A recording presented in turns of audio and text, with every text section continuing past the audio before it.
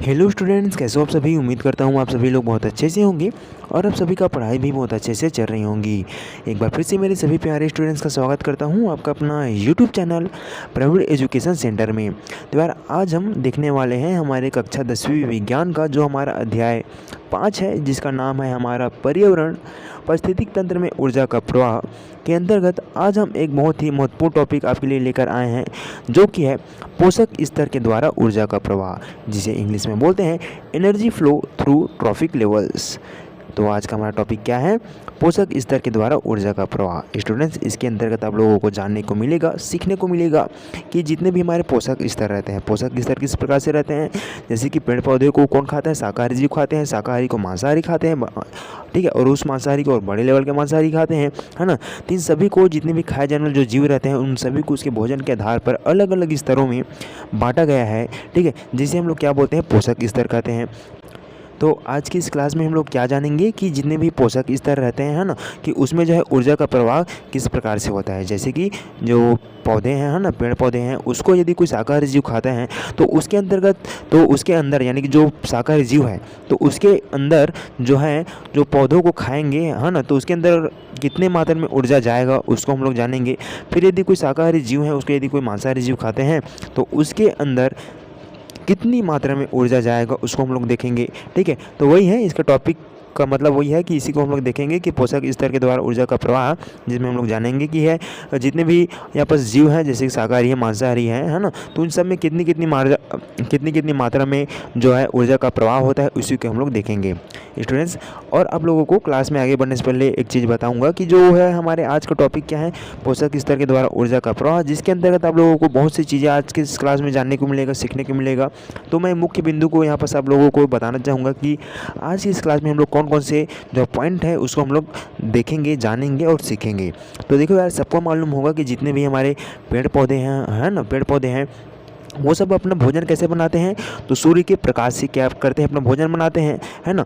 तो हम लोग जानेंगे यार कि जो सूर्य के प्रकाश रहती है, यानी कि सौर ऊर्जा रहती है, ठीक है, वहाँ से जब जो पौधे रहते हैं अपना भोजन बनाते हैं, है ना, तो कितनी मात्रा में जो ऊर्जा है, ठीक है, कितनी मात्रा में ऊर्जा है वह पौधे लेते हैं, यानी सूर्य के प्रकाश से कितनी मात्रा में ऊर्जा जो है पौधे लेता है, उसको हम लोग देखेंगे, ठीक है। यानी कि सबसे पहले हम लोग जानेंगे कि जो है सौर ऊर्जा जो है उसका हम लोग उपयोग को देखेंगे, है ना, सौर ऊर्जा को उपयोग को देखेंगे, जिसमें पौधे जो है सूर्य के प्रकाश से कितनी मात्रा में ऊर्जा लेता है, इसको ये उसको जानने को मिलेगा, ठीक है। और फिर मैं आप लोगों को बताऊंगा यार कि इसमें हम लोग जानेंगे कि जो है 10% का नियम क्या होता है ना, यानी कि जो है ऊर्जा का जो स्थानांतरण होता है वो 10% नियम के थ्रू होता है ना, जिसे 10% का नियम कहा गया है, 10% लॉ कहते हैं, उसको हम लोग जानेंगे क्या होता है, जो कि बहुत ही महत्वपूर्ण है, जो आपको इसी क्लास में आपको जानने को मिलेगा, सीखने को मिलेगा, ठीक है। फिर मैं आप लोगों को बताऊँगा कि जो ऊर्जा का पिरामिड होता है ना, वो किस प्रकार से होता है। जैसे कि हम यहाँ पर देख रहे हैं ना पिरामिड ऊर्जा का, तो ये किस प्रकार से होता है, इसको हम लोग देखेंगे। और मैं आप लोगों को बताऊंगा कि जो हमारे पारिस्थितिक तंत्र है, जो हमारे इकोसिस्टम है, उसमें जो है ऊर्जा का प्रवाह जो है किस प्रकार से होता है, उसको हम लोग देखेंगे, ठीक है। यानी कि ऊर्जा का जो वितरण है किस प्रकार से होता है, इसको हम लोग देखेंगे, ठीक है। फिर मैं आप लोगों को बताऊंगा कि जो जितने भी क्या होते हैं विघटक रहते हैं। विघटक आपको मालूम है ना क्या होता है विघटक? यानी कि यदि कोई जीव का मृत्यु हो जाता है ना, तो उसे गलाने का, सड़ाने का, या उसको ऐसे कहो कि उसको मिट्टी में मिला देने का काम कौन करता है? तो जितने भी विघटक रहते हैं, है ना, जैसे कि फफूंद वगैरह हैं, ये सब करते हैं, है ना। तो इसमें जो है विघटकों की क्या भूमिका है उसको हम लोग जानेंगे, ठीक है। और जो है ऊर्जा का प्रवाह है, यानी जो एनर्जी का फ्लो है, उसके हम लोग विशेषताएं को देखेंगे, उसके प्रॉपर्टीज़ को जानेंगे, ठीक है। फिर अंत में आप लोगों को आज के इस टॉपिक में हम लोग जो भी चीज़ें सीखेंगे उसके अंतर्गत मैं आप लोगों को जो कंक्लूजन निकल के आएगा, जो निष्कर्ष निकल के आएगा, उसको मैं आपको बताऊँगा, ठीक है। तो चलो अब हम बिना किसी देरी के क्लास को आगे बढ़ाएंगे, ठीक है। तो आज का हमारा टॉपिक क्या है? पोषक स्तर के द्वारा ऊर्जा का प्रवाह। स्टूडेंट्स, मैं अपना पीडीएफ को ओपन करने जा रहा हूँ, जिसमें आप लोगों को एक प्रॉपर नोट्स मिलेगा और पॉइंट टू पॉइंट हम लोग हर टॉपिक को, हर बिंदु को, जितने भी यहाँ पास मैंने आप लोगों को पॉइंट्स बताए हैं उन सब को हम लोग देखते जाएंगे, ठीक है। तो ध्यान से सुनते हुए चलना, समझते हुए चलना, ठीक है, और लिखते हुए चलना है, ठीक है, नोट्स बनाते हुए चलना। और यदि किसी भी प्रकार का डाउट रहता है आपके मन में तो आप लोग कमेंट के माध्यम से पूछ सकते हो, या फिर आप चाहो तो हमारे टेलीग्राम ग्रुप में जुड़ सकते हो और वहाँ जाके पूछ सकते हो, ठीक है। तो चलो अब मैं यहाँ पास पीडीएफ को ओपन कर रहा हूँ, जहाँ से हम लोग सभी जो जितने भी यहाँ पास पॉइंट्स हैं उसको हम लोग पॉइंट टू पॉइंट यहाँ पास देखेंगे और जानेंगे क्या है, कैसा है, ठीक है।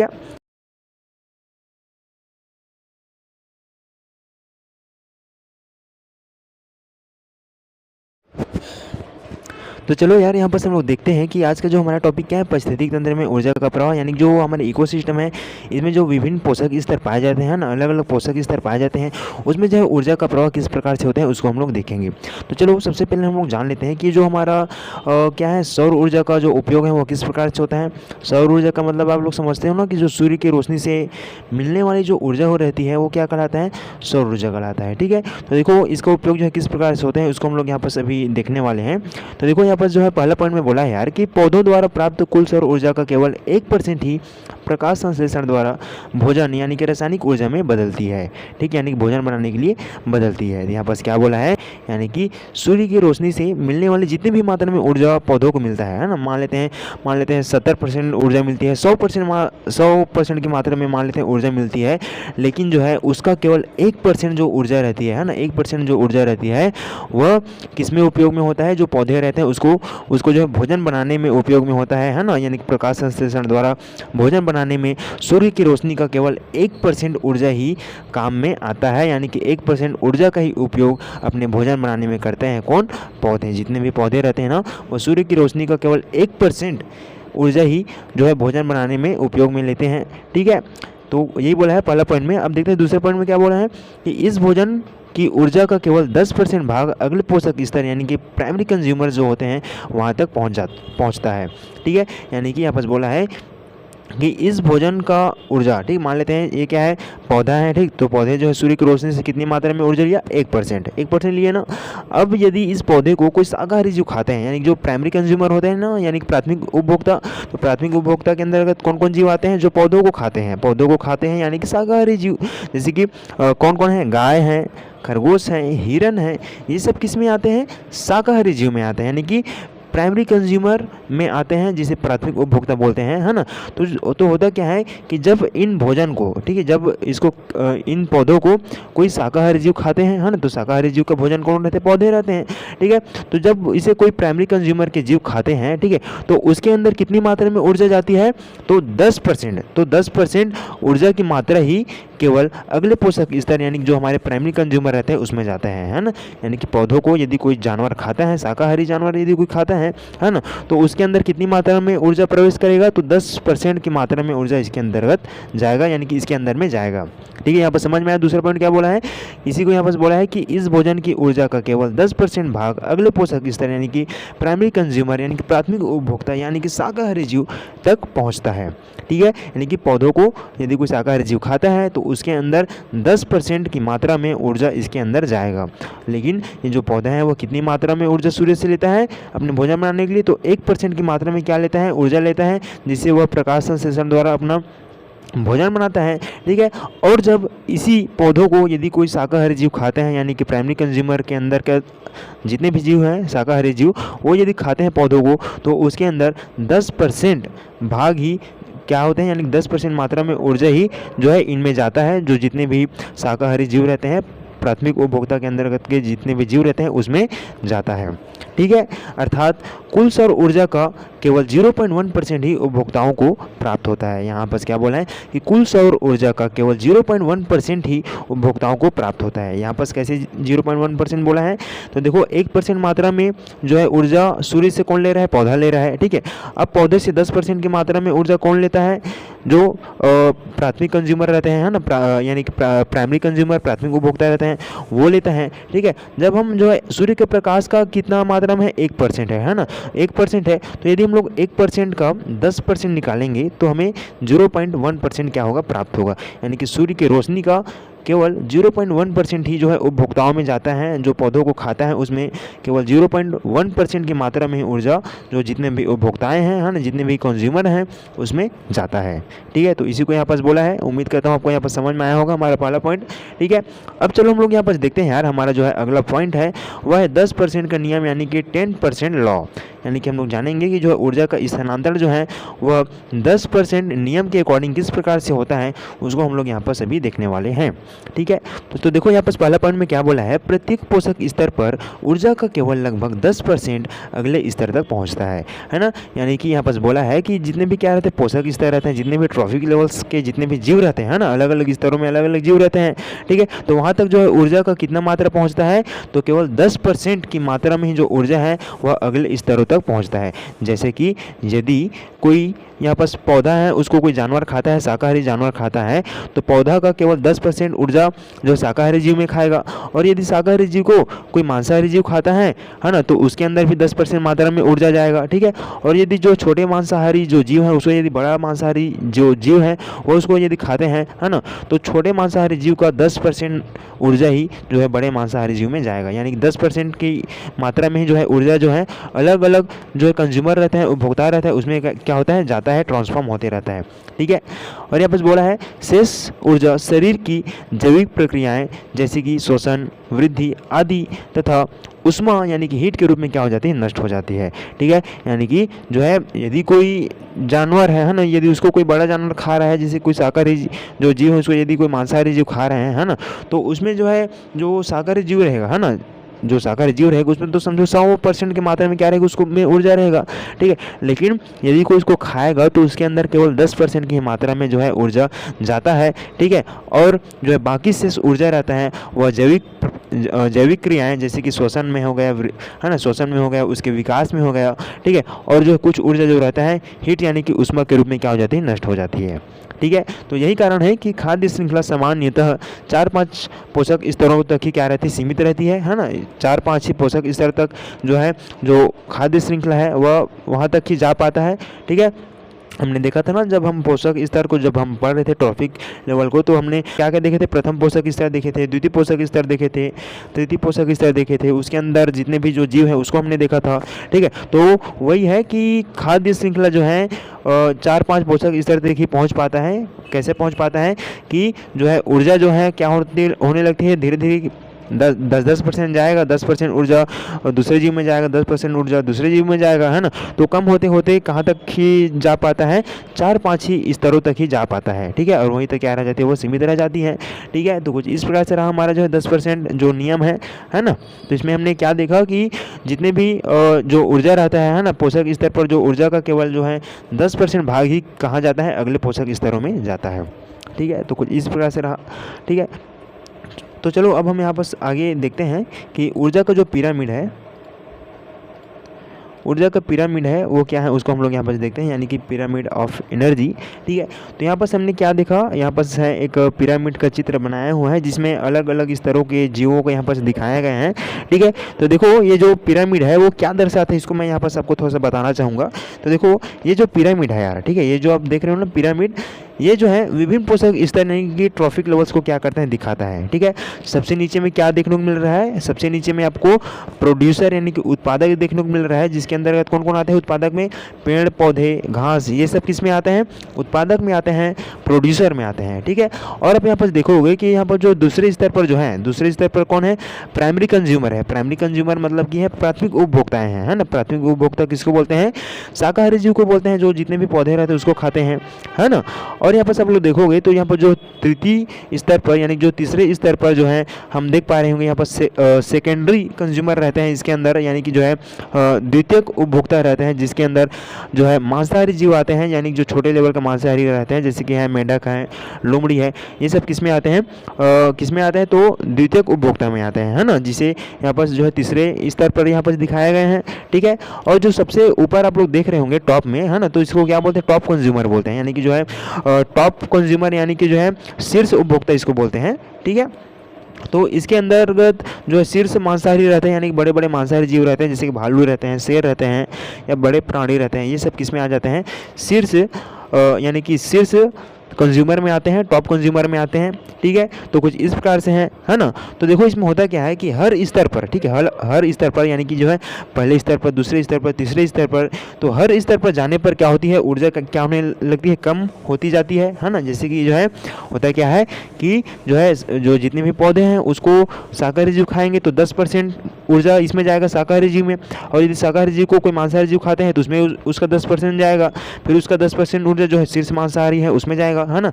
तो 10% का 10% हम लोग निकालते जाएंगे तो उसका जो है ऊर्जा का जो स्तर है क्या होते जाएगा, आगे कम होते चला जाता है, ठीक है। क्योंकि जो है 90% जो ऊर्जा रहती है कहाँ नष्ट हो जाती है, वो एनर्जी के रूप में नष्ट हो जाती है ना, ऊष्मा के रूप में नष्ट हो जाती है।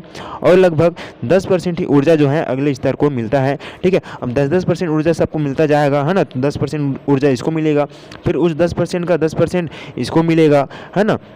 तो होगा क्या कि जो ऊर्जा है वो हर स्तर पर क्या होती जाती है, कम होती जाती है, ठीक है। तो यहाँ पर आपको समझ में आया ना। तो चलो यहाँ पर हम लोग इसको तो समझते हैं, यहाँ पर जो है किस प्रकार से 10% का नियम यहाँ पर होता है, उसको यहाँ पर देख लेते हैं। तो यहाँ पर जो अनुमानित है, यहाँ पर काल्पनिक टाइप के आप समझ सकते हो, यहाँ पर आपको माना गया है समझाने के लिए।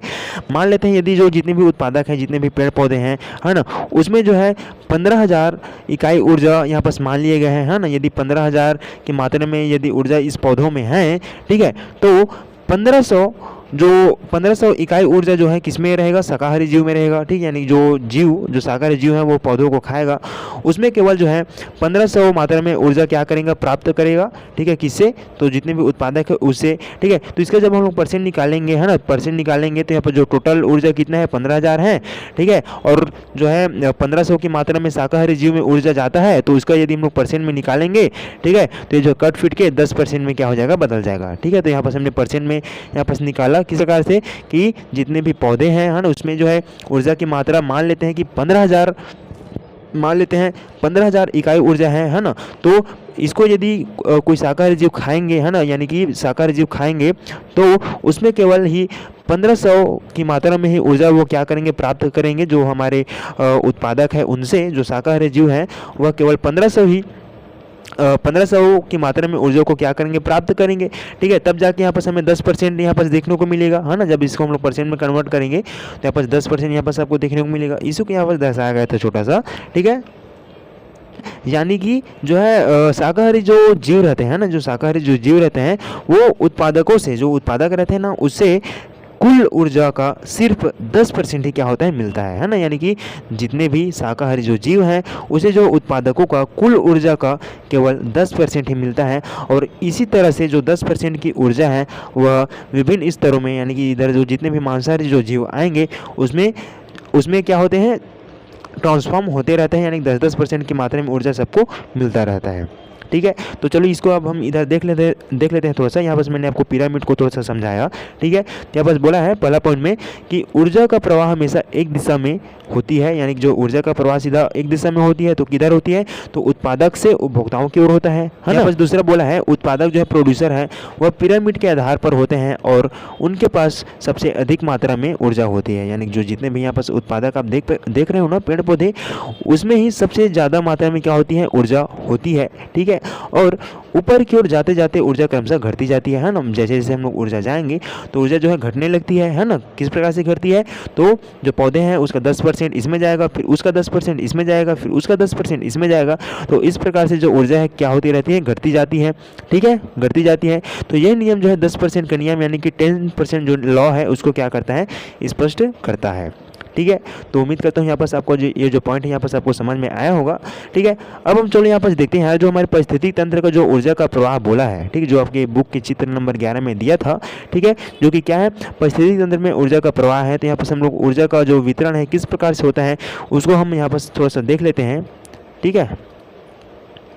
यहाँ पर जो है थोड़ा सा अनुमानित है, यहाँ पर माना गया है जो पारिस्थितिक तंत्र के अनुमानित ऊर्जा का प्रवाह यहाँ पर माना गया है, जिसमें माना है कि जो सूर्य से उत्पादक जो पौधे रहते हैं वहाँ से, यानी कि सूर्य से पौधों को 500 किलो ऊर्जा क्या होती है, प्राप्त होती है ना। तो यहाँ पर 500 kg, सॉरी यहाँ पर 500 K और J लिखा है, तो 500 किलो जूल है, ठीक है, 500 किलो जूल है। तो 500 किलो जूल ऊर्जा कौन प्राप्त करता है, उत्पादक करते हैं। और कहाँ से प्राप्त करते हैं, सूर्य से करते हैं। इसको यहाँ पर दिखाया गया है, ठीक है। तो ये जो है 500 किलो जूल ऊर्जा जो है उत्पादक प्राप्त करते हैं सूर्य से, है ना, यानी सूर्य के रोशनी से। 4500 किलो जूल जो ऊर्जा है वो कहाँ चला जाता है, जैविक प्रक्रियाएं जैसे कि शोषण, अपशिष्ट पदार्थ आदि में ऊष्मा के रूप में क्या हो जाता है, ह्रास हो जाता है, यानी कि हानि हो जाता है, ठीक है। तो इसी को यहाँ पर बोला है दूसरे पॉइंट में कि इस ऊर्जा में से अधिकांश लगभग 4500 किलो जूल ऊर्जा शोषण, जैविक प्रक्रियाएं और उष्मा में क्या हो जाती है, नष्ट हो जाती है। तो देखो यहाँ पर हो क्या रहा है कि मान लेते हैं यहाँ पर जो है जो सूर्य है, ठीक है, तो सूर्य की रोशनी से जो उत्पादक है जो पौधे हैं उसमें 500 किलो जूल ऊर्जा इसमें जा रहा है, ठीक है, और 4500 किलो जूल ऊर्जा जो है कहाँ जा रहा है कि जैविक प्रक्रिया जैसे कि श्वसन में जा रहा है, ठीक है, अपशिष्ट पदार्थ, ठीक है, और ऊर्जा के रूप में और ऊष्मा के रूप में क्या हो जा रहे हैं, नष्ट हो जा रहे हैं, है ना। तो यहाँ पर हम लोग मान सकते हैं या कह सकते हैं कि जो सूर्य की रोशनी से टोटल, अब आप लोग काउंट करो, 4500 और 500, तो टोटल 5000 किलो जूल जो ऊर्जा है वो सूर्य की रोशनी से यहाँ से मिल रहा है, ठीक है, जिसमें से केवल 500 किलो जूल ऊर्जा जो है उत्पादक में जा रहा है और जो है 4500 किलो जूल जो ऊर्जा है वह जैविक प्रक्रिया जैसे कि श्वसन में, है ना, जैविक प्रक्रिया में और ऊर्जा में या उष्मा में क्या हो जा रही है, नष्ट हो जा रही है, ठीक है। अब देखो यहाँ पर होता क्या है अगले स्तर में, अगले में क्या होता है, जैसे कि उत्पादक है, उत्पादक को कौन खाते हैं, प्राथमिक उपभोक्ता खाते हैं ना, जितने में शाकाहारी जीव रहते हैं। तो यहाँ पर जो है 500 किलो जूल जो ऊर्जा है उसका केवल 75 किलो जूल ऊर्जा ही कहा जाता है, प्राथमिक उपभोक्ता में जाता है, और जो है 425 किलो जो ऊर्जा है वह फिर से जो है जितने भी श्वसन प्रक्रिया है ना, जैविक प्रक्रिया है, श्वसन में है और उष्मा है और ऊर्जा के रूप में क्या हो जाती है, नष्ट हो जाती है, ठीक है। यानी कि 500 किलो जूल ऊर्जा का 75 किलो जूल ऊर्जा ही प्राथमिक उपभोक्ता में जाता है, ठीक है, और 75 किलो जूल का, और जो प्राथमिक उपभोक्ता का जो ऊर्जा कितना है, 75 किलो जूल है, और इसका जो है ऊर्जा केवल 7.5 किलो जूल जो ऊर्जा है वो कहाँ जाता है, द्वितीयक उपभोक्ता में जाता है, और शेष जो ऊर्जा रहती है यानी कि 67.5 किलो जूल जो ऊर्जा है वो फिर से कहाँ चली जाती है, जैविक प्रक्रियाओं में चली जाती है, ठीक है। यहाँ पर जो है प्राथमिक उपभोक्ता में कितनी मात्रा में यहाँ पर ऊर्जा है, तो 75 किलो जूल ऊर्जा है, ठीक है। तो जब इसको जो प्राथमिक उपभोक्ता के जो जीव है उसको यदि कोई जो है द्वितीय उपभोक्ता के जीव खाते हैं, ठीक है, तो उसमें जो है जो ऊर्जा है और 7.5 किलो जूल की मात्रा में ही वो इसके अंदर जाएगा, ठीक है, और जो शेष जो ऊर्जा है जैसे कि यहाँ पर जो है 75 का 7.5 किलो जूल जो ऊर्जा है द्वितीयक उपभोक्ता में जाता है, और जो बाकी ऊर्जा रहती है जैसे कि 67.5 किलो जूल ऊर्जा वो फिर से किस में चला जाता है, जैविक प्रक्रिया में चला जाता है, ठीक है। और प्राथमिक उपभोक्ता से ऊर्जा का 10% यानी कि 7.5 किलो ऊर्जा जो है, किलो जूल जो ऊर्जा है वो द्वितीयक उपभोक्ता में जाता है, ठीक है। यानी कि यहाँ पर क्या हो रहा है, 10% ऊर्जा जो है एक दूसरे में जा रहा है, और जो शेष जो ऊर्जा जो है वो कहाँ जा रहा है, जैविक प्रक्रिया जैसे कि श्वसन में, अपशिष्ट पदार्थों में आदि में क्या हो रहा है, जा रहा है या नष्ट हो रहे हैं, ठीक है। तो इसी को बोला है। तो यहाँ पर जो द्वितीयक उपभोक्ता से जब ऊर्जा जो तृतीयक उपभोक्ता में जाता है, ठीक है, तो द्वितीयक उपभोक्ता में कितना है, 7.5 किलो जूल ऊर्जा है। अब इसका जो है 10% यानी 7.5 किलो जूल ऊर्जा का 10% तृतीय उपभोक्ता में जाएगा, तो हमें कितनी मात्रा ऊर्जा इसमें इसको प्राप्त होगा, तो 0.75 किलो जूल ऊर्जा जो है तृतीय उपभोक्ता के जो जीव है उसको प्राप्त होगा, और जो शेष ऊर्जा है वो फिर से जैविक प्रक्रियाओं में चला जाएगा, ठीक है, यानी कि नष्ट हो जाएंगे ऊर्जा के रूप में, ठीक है, और शोषण वगैरह के रूप में क्या हो जाएगा, नष्ट हो जाएगा, ठीक है। और फिर जो तृतीयक उपभोक्ता में जो मौजूद जो ऊर्जा है, एनर्जी है, कितनी मात्रा में यहाँ पर ऊर्जा है, तो 0.75 किलो जूल ऊर्जा है, ठीक है। और यहाँ से जब ऊर्जा जो है अपघटक में जाता है, ठीक, जब इसका क्या हो जाएगा, मृत्यु हो जाएगा, जो तृतीय उपभोक्ता के जो जीव रहते हैं उसका यदि मृत्यु होता है तो उसका जो ऊर्जा है वो कहाँ चला जाता है, अपघटकों में। इससे हमें पता चल रहा है 10% ऊर्जा सब में जाएगा। तो अंत में होगा क्या कि जब वो जीव मर जाएंगे, जो लास्ट उपभोक्ता के जो जीव रहेंगे, है ना, जैसे कि तृतीय उपभोक्ता के जो जीव रहेंगे, यदि उसका मृत्यु होता है ना, तो जो ऊर्जा है अंत में कहाँ चला जाता है, जैसे कि जो है शोषण जैविक प्रक्रिया में, जैसे कि जब उसका मृत्यु हो जाएगा तो अपघटकों में क्या करेंगे, अपघटक में जाएंगे, ठीक है। अपघटक में जाएंगे तो अपघटक से जो शेष जो ऊर्जा रहेगा वह क्या हो जाएगा, ऊर्जा के रूप में क्या हो जाता है, नष्ट हो जाता है, ठीक है। और फिर वो जो ऊर्जा है क्या हो जाता है, विलुप्त हो जाते हैं, ठीक है, धीरे धीरे कम होते होते होते पूरा समझो मिट्टी में समाहित हो जाते हैं, ऐसे आप इसको समझ सकते हो, ठीक है।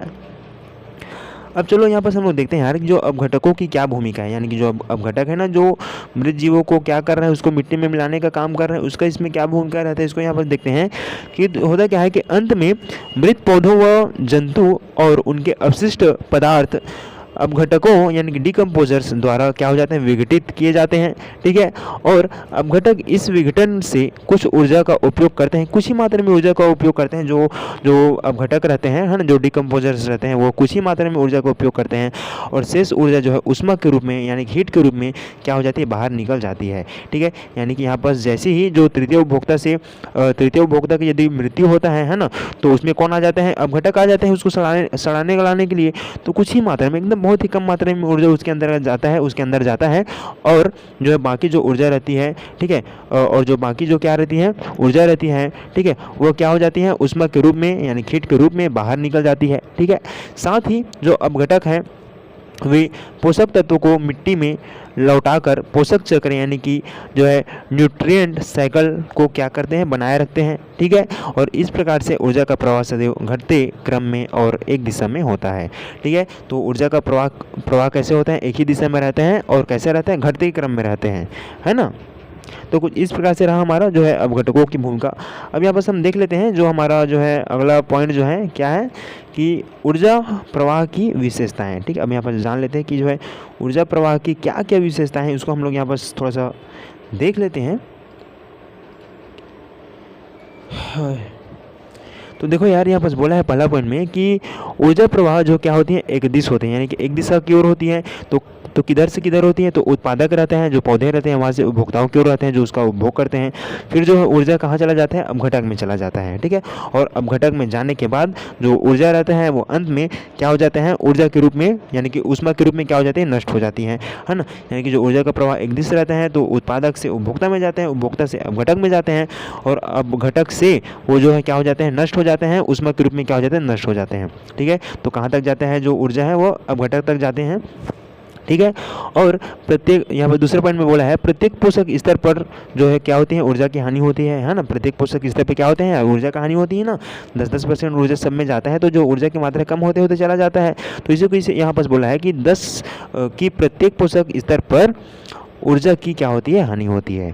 ठीक है, और यहाँ पर तीसरा पॉइंट में बोला है कि ऊर्जा प्रवाह की प्रक्रिया सभी पारिस्थितिक तंत्रों में क्या होती है, समान होती है। यानी कि जितने भी पारिस्थितिक तंत्र हैं, यदि हम लोग चाहे उसको जो है जलीय पारिस्थितिक तंत्र को देखें या समुद्री पारिस्थितिक तंत्र देखें, दोनों एक ही है, जलीय या समुद्री पारिस्थितिक तंत्र दोनों एक ही है। या फिर हम लोग देखें जो हमारे स्थलीय पारिस्थितिक तंत्र जो रहते हैं, है ना, स्थलीय वाला जैसे खेत हैं, जंगल हैं, इन सब का यदि हम पारिस्थितिक तंत्रों को देखें तो जो ऊर्जा का प्रवाह है वो सदैव जो है, तो जो ऊर्जा का प्रवाह की जो प्रक्रिया जो है ना, जो सभी परिस्थिति तंत्र में क्या रहती है, समान रहती है ना। यानी कि उत्पादक से उपभोक्ता में जाएगा जो ऊर्जा है, फिर वहाँ से अपघटक में चला जाएंगे। ठीक है, तो कुछ इस प्रकार से है कि ऊर्जा की प्रवाह की जो प्रक्रिया है वो सभी परिस्थिति तंत्रों में क्या रहती है, समान होती है। ठीक है, चौथा है ऊर्जा का पुनः निर्माण नहीं होता। यानी जो ऊर्जा है, एनर्जी है, उसका जो है पुनः निर्माण नहीं होता, यह जो है निरंतर खर्च होती रहती है। यानी जो ऊर्जा है उसका जो पूर्ण निर्माण नहीं होता, वो क्या होता है, घटते घटते वो अंत में ऊष्मा के रूप में क्या हो जाता है, विघटित हो जाते हैं, खत्म हो जाते हैं, है ना। तो देखो यहाँ से हमें निष्कर्ष क्या निकल के आते हैं, है ना, यहाँ से कुछ निष्कर्ष निकल के आते हैं, इसको यहाँ पर हम देख लेते हैं कि यहाँ पर पहला बोला है कि पारिस्थितिक तंत्र में ऊर्जा का प्रवाह सदैव घटते क्रम में रहते हैं, है ना, घटते क्रम में रहते हैं ना, कि जो हमारे इकोसिस्टम है वहाँ पर जो ऊर्जा का प्रवाह जो है सदैव घटते क्रम में रहते हैं। और यहाँ पर दूसरा में बोला है कि प्रत्येक पोषक स्तर पर केवल 10% ऊर्जा जो है अगले स्तर तक पहुँचती है या पहुँचती है या पहुँच जाती है। ठीक है, और यहाँ पर तीसरा बोला है अपघटक जो है इस प्रक्रिया को पूर्ण करते हैं और पारिस्थितिक संतुलन को बनाए रखते हैं। ठीक है, तो कुछ इस प्रकार से रहा हमारा आज का क्लास। उम्मीद करता हूँ आप लोगों को आज का जो क्लास है समझ में आया होगा। वीडियो पसंद आया होगा तो प्लीज़ वीडियो को लाइक करना और चैनल में प्लीज़ चैनल को सब्सक्राइब करना। ठीक है, और क्लास में आखिरी तक बने रहने के लिए बहुत बहुत धन्यवाद। मिलते हैं नेक्स्ट टॉपिक के साथ। वीडियो में आखिरी तक बने रहने के लिए बहुत बहुत धन्यवाद। Thanks for watching.